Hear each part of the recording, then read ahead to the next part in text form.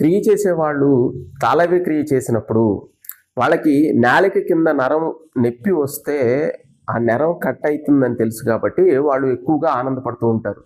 కానీ తర్వాత సమయాల్లో వాళ్ళకి నాలిక కింద మాకు ఈ పెయిన్ రావట్లేదండి అని చెప్పి బాధపడే వాళ్ళు కూడా ఉంటారు.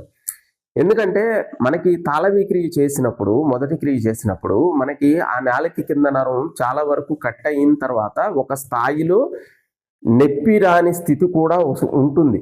అంటే అది కొంచెం ఫ్లెక్సిబుల్ అయినప్పుడు కొంచెం నొప్పి రాని స్థితి కూడా ఉంటుంది. అలాంటప్పుడు ఆ నొప్పి రాకపోయినా కానీ తాళవ్య క్రియ అనేది మానద్దు. అది జరగాల్సినటువంటి పని ఏదైతే ఉందో తాళవ్య క్రియ చేసినప్పుడు అది జరుగుతూనే ఉంటుంది. ఇంకొకటి ఏంటంటే అది తాళవ్య క్రియలో టెక్నిక్ పర్ఫెక్ట్గా మళ్ళీ చేయనప్పుడు కూడా ఆ పరిస్థితి ఉంటుంది కాబట్టి దాన్ని ఒక్కసారి అర్థం చేసుకొని ఎక్కడ మనం